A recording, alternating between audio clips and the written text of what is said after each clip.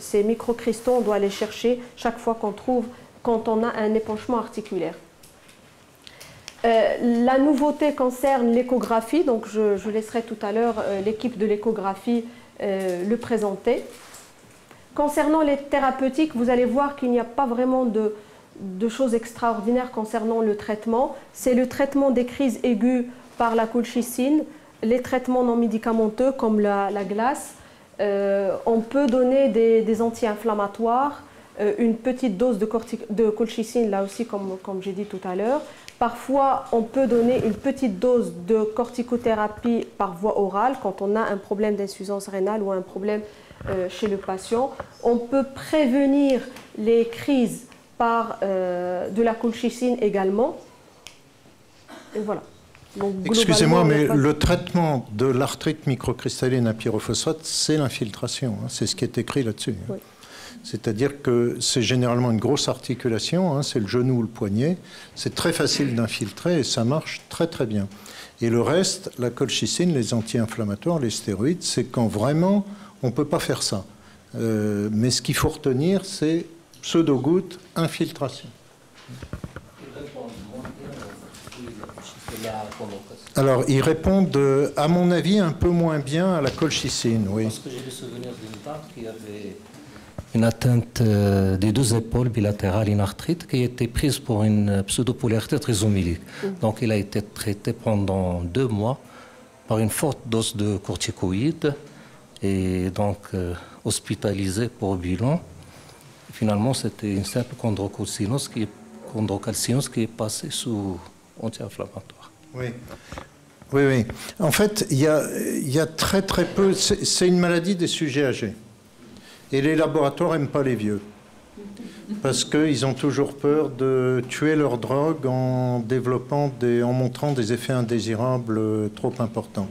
Donc, c'est triste à dire, mais il n'y a rien comme essai randomisé dans la chondrocalcinose. Voilà, pratiquement rien. Et tout ce qui est proposé est une inférence du traitement de la goutte. Hein. Et dans la chondrocalcinose pour colchicine, par exemple, vous n'allez rien trouver. Vous allez trouver 2 papiers dans Arthritis de 5 ou 6 malades datant des années 60-70 dans lesquels on utilisait la colchicine intraveineuse. Hein. Moi, mon impression, c'est que la colchicine marche quand même nettement moins bien dans la chondrocalcinose que dans la goutte. Et qu'elle est beaucoup, beaucoup plus dangereuse parce que les sujets âgés ont souvent une fonction rénale déclinante. Les anti-inflammatoires marchent très, très bien et les gériatres nous ont appris à ne pas hésiter à donner à pleine dose un anti-inflammatoire pendant 2-3 jours en cas de crise de pseudo-goutte. Mais encore une fois, le traitement, c'est l'infiltration. Hein. Ça, c'est ce qui marche le mieux. Les corticoïdes marchent comme dans la goutte, semble-t-il, l'ACTH aussi, vous savez que c'est une alternative aux corticoïdes, dans les crises aiguës de chondrocalcinose. Dans les formes pseudo-polyarthriques, c'est-à-dire les formes subaiguës, qui en effet peuvent se présenter soit sous le masque d'une pseudo-polyarthrite rhumatoïde, soit sous le masque d'une pseudo-polyarthrite rhizomélique. Vous avez raison, il y a eu un papier il y a 3-4 ans d'une série espagnole qui a très bien montré ça, mais c'est quelque chose qu'on connaît depuis toujours. Et alors, les corticoïdes marchent habituellement pas trop mal, avec des exceptions bien sûr, mais le problème, c'est le même que dans les gouttes cortisonodépendantes ou dans les apatites cortisonodépendantes, c'est que dans tout ce qui est microcristallin, me semble-t-il, je n'ai pas d'argument scientifique pour le dire, il y a très souvent une nécessité d'augmenter les doses. Donc on a tous traité ces formes pseudo-rhumatoïdes des sujets âgés de chondrocalcinose, c'est notamment Joël Minquès qui faisait ça, il connaissait très très bien, bien sûr, il connaît encore très très bien. Donc moi j'ai fait ça, mais j'ai été souvent quand même désespéré de voir qu'il fallait que j'arrive à augmenter la cortisone jusqu'à 15 mg par jour, ce qui chez quelqu'un de 80 ans au long cours est insupportable. Donc on a un vrai problème dans le traitement de ces chondrocalcinose du sujet âgé à manifestation inflammatoire prolongée. Alors j'ai vu qu'on pouvait le traiter par méthotrexate aussi. Alors, on peut les traiter par le méthotrexate. Ça a été, moi j'ai une expérience très positive de ça. C'est les auteurs genevois qui ont proposé ça. Et ils me l'avaient dit un peu dans le creux de l'oreille. Donc j'ai essayé chez 2-3 patients avec une impression très positive dans un premier temps. Et ils ont publié une étude ouverte de 5 patients. J'étais reviewer, j'ai été enthousiaste, le papier est passé. Et puis après, ils ont commencé une étude contrôlée. Et l'étude contrôlée est négative. Hein? Donc, encore une fois, méfiez-vous des études ouvertes. Et il n'y a qu'un médicament qui est jamais donné, et pourtant c'est le seul pour lequel il y a eu une étude randomisée positive, c'est le plaquenil. Voilà. C'est M. Rothschild qui a fait ça il y a quelques années. Il a publié ça dans un journal très obscur. Il n'y a pas beaucoup de patients, la méthodologie n'est pas parfaite, mais enfin quand même, il y a un effet dans une conception d'études randomisée. Donc maintenant, moi je dois dire que j'essaye un peu le plaquenil, bon, sans grande conviction, ce qui n'est pas très bon. Vous savez, quand vous prescrivez un médicament sans grande conviction, il marche moins bien que si vous êtes enthousiaste. Hein. Ce que le malade le sent. C'est l'effet placebo. Voilà, c'est l'effet placebo. Vous le prescrivez à titre préventif? Voilà, j'ai terminé. Non, je le prescris à titre préventif des crises. Ce qui marche, c'est la colchicine.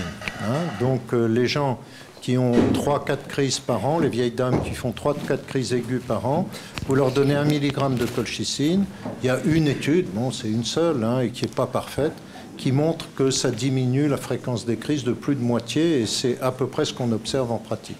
Mais dans les inflammations subaiguës, c'est là qu'on discute le méthotrexate, le plaquenil, et à mon avis, si les gens qui font des anti-IL-1 acceptaient de développer ça chez les sujets âgés, là, ils auraient vraiment une utilité, parce que c'est clair qu'on a besoin d'approches anti-inflammatoires efficaces et tolérées chez ces sujets âgés qui ont des crises subaiguës de chondrocalcinose, parfois polyarticulaires. Merci, merci Madame Bilali et Monsieur Bardin pour cette séance interactive autour des actualités, il était surtout d'ordre thérapeutique. On ouvre la discussion et les questions autour de cette présentation. Alors, je me servirai en premier. Pourquoi il a ce tropisme pour le gros orteil ou pour la goutte? La première. À qui posez-vous la question? Pourquoi le gros orteil, la première métatarsophryngite? Non, je pense que c'est une histoire de température. Hein? Vous savez que c'est extraordinaire parce que, en fait, on ne connaît pas le point de saturation de l'urate de sodium dans les articulations. Ne croyez pas les textbooks. Ce n'est pas 6,8 ou 7 mg par décilitre. Hein? Ça, c'est dans un tube à essai, sans rien, juste de l'eau, du sérum physiologique pour avoir le taux de natrémie et l'acide urique est à 37 degrés. Si vous diminuez la température, même dans ce système très imparfait, la cristallisation se fait à une concentration plus basse. Or, il y a des merveilleux papiers des années 60. Je commence à beaucoup vieillir, donc je regarde les très vieux papiers. Et notamment Joe Hollander, vous savez, qui est le fondateur de la rhumatologie aux États-Unis, avait mesuré, avec l'idée de s'en servir dans les essais thérapeutiques, la température des articulations. Hein? Et il a trouvé que la hanche, c'était comme le rectum, c'est 37 degrés. L'épaule, c'est probablement la même chose. Et c'est probablement pour ça que la goutte touche exceptionnellement les articulations chaudes. Par contre, quand vous allez dans des articulations distales, comme le gros orteil, vous êtes beaucoup plus vers 35-34 degrés. Et là, la saturation, même dans un tube à essai, elle est beaucoup plus basse. Elle est à 6 mg, 5 si vous descendez encore un peu. Donc, une des raisons, c'est certainement le fait que ce soit une articulation froide. Alors, me direz-vous, pourquoi c'est le gros orteil et pas le pouce? Vous savez que le pouce peut être atteint quand même, enfin les doigts peuvent être atteints pour la même raison. Alors ensuite, il y a des tas de théories fumeuses disant que quand vous marchez, vous avez un système de chasser l'eau du gros orteil. C'est Peter Simkin qui a décrit ça dans les années 80. J'ai jamais très bien compris comment on se débarrassait de l'eau sans se débarrasser de l'acide urique. Je crois que c'est vraiment de la foutaise. La réponse, pour faire une réponse courte, ce dont j'ai horreur, vous avez remarqué, hein, c'est qu'en dehors de ce facteur de température, on ne sait pas bien. Merci bien. Une deuxième question. Dans le cadre de traitement hypoglycémique, est-ce qu'on peut se contenter seulement du régime quand on sait qu'un régime strict ne fera baisser l'uricémie que de 10 mg? Alors, vous avez donné la réponse. Hein. Moi, je suis pour arrêter d'embêter les goutteux avec les histoires de régime. D'abord parce que vous avez besoin d'une excellente relation avec eux. Hein. Comme dans toutes les maladies chroniques, si vous n'êtes pas sympa, vous n'y arrivez pas. Hein. Et si vous commencez... Alors j'ai jamais envoyé. Une fois, j'ai eu un de mes patients hospitalisé, la diététicienne est venue le voir. Le lendemain, il était dans un état de dépression, le pauvre, mais alors profonde. Parce qu'il ne faut jamais montrer un goutteux à une diététicienne. Hein. Ça, c'est l'horreur absolue. Hein. Or, en fait, avec les traitements hypouricémiants, vous vous en foutez complètement du régime. Et moi, je leur dis, vous aimez le riz de veau? Ils me disent, ah ouais, docteur. Mais je dis, bah, tapez-vous-en un de temps en temps, c'est pas grave. Hein. Bon, alors, en plus, il y a tout un folklore qui nuit à la prise au sérieux de cette maladie. Tout à l'heure, je crois que c'est vous, madame, vous avez montré la publicité pour le Febuxostat avec ce gros orteil en épine, hein, en cactus. Imaginez une publicité humoristique de ce genre dans la polyarthrite? Ah non, la polyarthrite, c'est une maladie noble. On la prend au sérieux. On fait de l'éducation thérapeutique depuis des décennies sans avoir jamais pu montrer que ça servait à quelque chose. Excusez-moi, je suis politiquement incorrect, mais c'est vrai. Et on se donne beaucoup de mal et on ne prendrait jamais le moindre humour avec la polyarthrite, alors qu'avec la goutte, on se permet. La goutte, c'est une maladie folklorique, c'est Hippocrate, c'est même avant Hippocrate. Vous savez qu'il y a des descriptions dans les hiéroglyphes égyptiens. Hein. C'est une très vieille maladie, c'est le passé, et en plus, c'est des gens qui bouffent, donc voilà. Donc, il faut... Et moi, quand je vois un goutteux, je leur dis... Alors, les goutteux, quand vous les voyez, je ne sais pas comment c'est ici, mais en France, ils arrivent souvent en se cachant. Ils sont très culpabilisés. C'est pire qu'une chaude pisse d'avoir la goutte dans certains milieux un peu décomplexés. La chaude pisse, c'est plus rien. Mais la goutte, ah oui, ça, c'est vraiment une tare, hein, comme on disait autrefois des maladies chroniques dans les bons traités. Hein. Donc, une des premières choses que je dis aux goutteux, c'est pas de votre faute. Oh! Et c'est vrai que c'est pas de leur faute. Et je leur explique. Je leur dis, votre voisin, il bouffe encore plus que vous. Il a 10 kilos de plus que vous. Il boit de la bière toute la journée. Il a déjà fait la crise de goutte? Non, docteur. C'est parce qu'il n'a pas les gènes. Vous avez les gènes. Et c'est vrai que c'est une maladie où le facteur génétique est très important.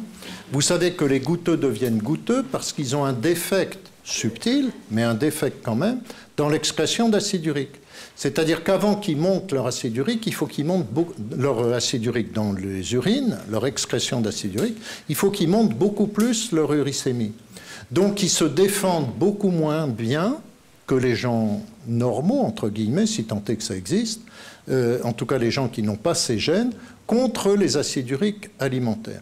Donc, à mon avis, il ne faut pas trop parler de régime aux goutteux si vous voulez avoir une bonne entente avec eux, parce qu'ils entendent ça de partout, dans les médias, dès qu'ils lisent un truc sur la goutte, c'est parce que c'est des gros bouffeurs, etc. Donc je pense qu'il faut être très carré sur les interdits. Alors je leur dis, c'est pas de votre faute, vous pouvez manger à peu près tout ce que vous voulez, mais attention à ce que vous buvez.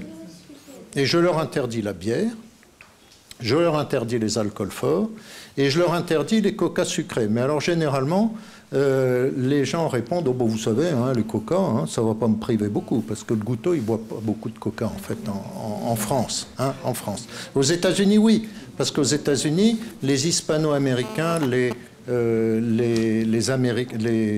Noirs américains sont dans des classes défavorisées. Ils ont encore plus de gouttes que les Blancs parce qu'ils vont dans les McDonald's. Les McDonald's, tout est enrichi en fructose. Il faut arriver à déverser les surplus de l'industrie agroalimentaire américaine. Ils ont des surplus énormes de sirop de maïs dont ils ne savent pas quoi foutre.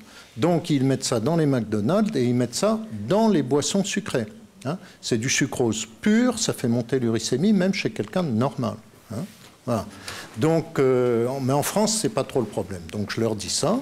Et je leur dis, et tout le reste du régime, parce que la viande, si vous regardez les travaux de Choi, c'est le quintile supérieur. Et vous avez regardé ce que c'était que le quintile supérieur? C'est une côte de bœuf matin et soir aux États-Unis. Hein. Et nous, on ne peut pas se le permettre, on n'est pas assez riches. Hein. Donc, ça n'existe pas, ce problème-là, en France. Et probablement ici non plus. Hein. Et par contre, là où il faut axer le régime, c'est sur la prévention du syndrome métabolique. Donc, le contrôle du poids est super important. Hein. Et c'est vrai que les histoires de régime, ça marche, on ne sait pas combien ça marche, on reprend comment ça marche, on reprend à quel point ça marche, je veux dire. On reprend toujours ce travail, cette citation d'un papier qui est paru dans le New England par le grand spécialiste australien de la goutte de l'époque, que j'ai oublié, mais c'était dans les années 80, où il a dit que ça diminuait de 10 mg par litre, le régime. Mais en fait, personne n'a jamais regardé. Et il y a un truc qui peut diminuer plus, c'est l'amaigrissement. Hein. Et les rares goutteux, qui sont tous médecins d'ailleurs, que j'ai connus se guérissant de leurs gouttes par le régime, c'est des gens qui ont perdu 40-50 kilos. Hein. Voilà. Et en plus, le poids, c'est mauvais pour le diabète, c'est mauvais pour la tension, etc. Alors, moi, je ne les embête pas trop avec le régime hypouricémiant et j'essaye de leur dire d'avoir quand même une alimentation plus équilibrée, de faire plus d'exercices pour qu'au moins ils arrêtent de grossir et si possible, ils perdent un peu de poids. Je crois que ça, c'est vraiment beaucoup plus important. Alors, la cerise sur le gâteau. Hein. Alors, la cerise, vous savez, moi, cette histoire de cerise m'amuse. Parce qu'un jour, dans un petit sympo sur la goutte de l'industrie pharmaceutique, d'ailleurs, je ne devrais pas le dire, mais j'ai beaucoup de conflits d'intérêts, bien sûr, heureusement pour moi, je rencontre un monsieur qui me dit « Ah, vous savez, moi j'ai un ami, un Québécois, alors je ne vous ferai pas l'accent québécois parce que je ne sais pas bien le faire, mais c'était encore plus drôle. Il me dit « Il se soigne la goutte par la cerise ». Alors, je l'ai regardé comme ça. Et puis là-dessus, vous avez vu, manifestement, vous avez vu les travaux qui ont été menés, notamment aux États-Unis. Mais il y a déjà un très vieux travail de 40 ans qui montrait que la cerise était hypouricémiante. Donc, la cerise, c'est hypouricémiant. Mais la saison des cerises en France, bon, c'est le mois de juin, quoi. Puis qu'est-ce qu'on fait le reste du temps, hein? Alors, c'est là où les anglo-saxons sont beaucoup plus forts que nous, parce qu'ils ont les présentations de cerises en boîte pour les cherry pies. Hein. Donc, vous avez un certain nombre d'Américains qui se bouffent leurs cherry pies, enfin la farce du cherry pies, toute la journée, et peut-être que ça marche, je ne sais pas. Pour les viandes, il n'y a pas des viandes beaucoup plus purogènes que... Alors, pour les viandes, on dit toujours que les abats, c'est ce qu'il y a de plus terrible, mais... Vous savez, des gens qui bouffent des riz de veau matin et soir 365 jours par an, ça n'existe pas. Et je ne sais pas si vous êtes un amateur de riz de veau. Moi, j'adore le riz de veau. C'est bon. Oh, un petit riz de veau mori. Et alors, pourquoi voulez-vous priver un patient dont vous allez abaisser l'uricémie de manière très efficace par les médicaments?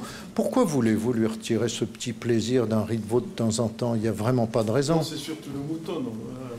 Alors le mouton, oui, c'est vrai qu'à la fête du mouton, on peut en manger beaucoup, mais c'est une fois par an, c'est pas très grave. Hein. Alors dans les poissons, ils sont pas égaux. Hein. Il y a les poissons gras qui sont un peu... Moi, je suis pas très poisson, donc je m'en fous, mais il vaut mieux qu'ils mangent des poissons maigres. Mais ça a une incidence, comme vous l'avez souligné, assez faible. Hein. Et je pense qu'il faut sortir de cette idée chaque fois qu'un média m'interroge, moi, c'est toujours sur le régime de la goutte. Je leur dis, écoutez, on n'en a rien à foutre, laissez-les vivre. Hein, c'est pas le problème. Excusez-moi, M. Bardin, j'ai deux questions. Parce qu'il n'y a pas de questions dans la salle. Alors, si vous avez deux questions, on s'en va à 7 heures. D'accord, il y a une question. Une. Madame Boubrani. Oui. C'est juste pour le traitement à vie, est-ce que c'est pour tous les goûteurs ou bien ça? Alors, je pense que pour répondre simplement, la réponse est oui. Hein?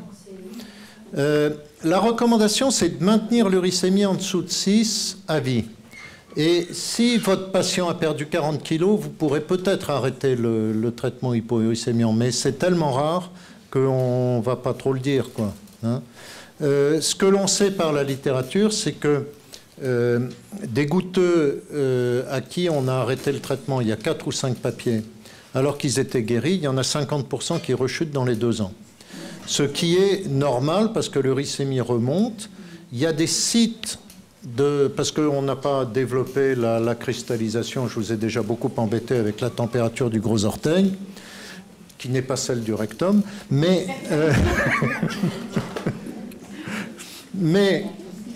en fait, la cristallisation se fait sur des sites. Et Eliseo Pascual, encore lui, hein, c'est vraiment un bon ami, je vous lui dirai si vous le voyez que j'arrête pas de le citer, a bien montré que, en fait, les dépôts étaient ordonnés sur les fibres collagènes. Donc il y a des espèces de nidus qui favorisent une épistaxie, un dépôt, voilà. Et probablement qu'une fois que ces sites sont exposés par l'atteinte préalable, la goutte, qui devrait récidiver qu'au bout de 20 ans, hein, d'après ce que je vous ai dit de la croissance lente, en fait, les cristaux se forment beaucoup plus rapidement et en 2-3 ans, les gens rechutent. Alors, un autre Espagnol, Fernando Pérez Ruiz, a regardé, il a appelé ça le dish. Enfin bon, on nettoie très très bien la poêle et après, on peut laisser un peu plus de gras, hein, c'est ça le principe. Donc, chez les gens dont vous avez bien vidé tous les dépôts uratiques, il arrête et il dit que si l'uricémie ne remonte pas au-dessus de 7 mg, il y a au suivi qu'il a, c'est-à-dire 2 ans, il n'y a pas de récidive. Mais il commence à regarder et à voir qu'il y a de nouveaux dépôts en échographie chez les gens qui ne restent pas en dessous de 6. Hein. Donc je pense, pour faire une réponse exceptionnellement courte à une question qui m'a été posée, qu'il faut garder l'uricémie à vie en dessous de 6 mg par décilitre, 60 mg par litre. Je voulais simplement dire un petit peu ça dans ma partie. J'ai quelques patients que je m'autorise à arrêter l'hypouricémiant si tout va très bien et qu'effectivement ils sont en dessous de 6, mais que je surveille de très très près. Oui. Voilà, quand je vois remonter, évidemment, je les remets sous traitement. Mais pour ceux dont je ne suis pas sûre, ni du suivi, ni de l'observance, évidemment, c'est le traitement à vie. Donc, est-ce qu'on peut, pour ces malades-là, en surveillant, remonter, il n'y a pas de résistance, il n'y a pas de... Et là, tu as donné une notion très intéressante, qui est celle du suivi échographique, qui va aussi changer beaucoup de choses. Merci beaucoup. Moi j'ai une question, c'est au bout de combien d'hyperuricémie on parle de gouttes?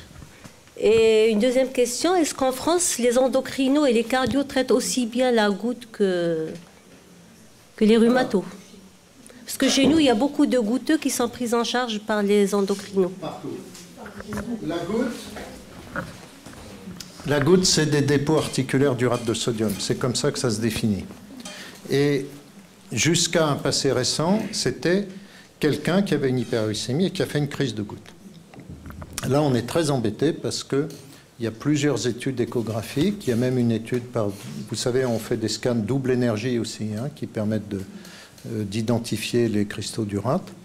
Il y a une étude, semble-t-il, qui montre que chez à peu près 30 à 50% des hyperuricémies asymptomatiques prolongées, il y a des dépôts uratiques. Et en fait, ça nous modifie notre concept des différents stades de la goutte. C'est-à-dire que vous avez l'hyperuricémie vraiment asymptomatique, sans cristaux. Ensuite, vous avez l'hyperuricémie avec des cristaux. Ensuite, vous avez les accès aigus.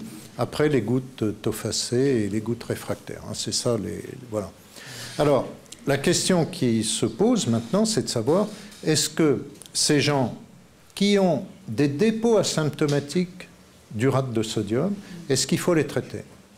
La réponse pour l'instant de votre humble serviteur, qui ne prétend pas avoir la science infuse, c'est que moi je ne les traite pas. J'ai d'ailleurs moi-même ça. Hein. Peut-être que je mange un peu trop de riz de veau, hein, en effet. Je ne me traite pas parce que le rapport bénéfice-risque n'est pas clair. Hein. Si vous faites un accident à l'allopurinol, vous aurez l'air bien malin d'avoir traité un truc qui ne vous gênait pas. Hein.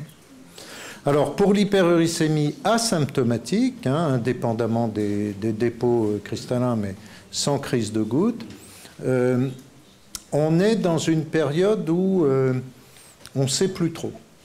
Hein.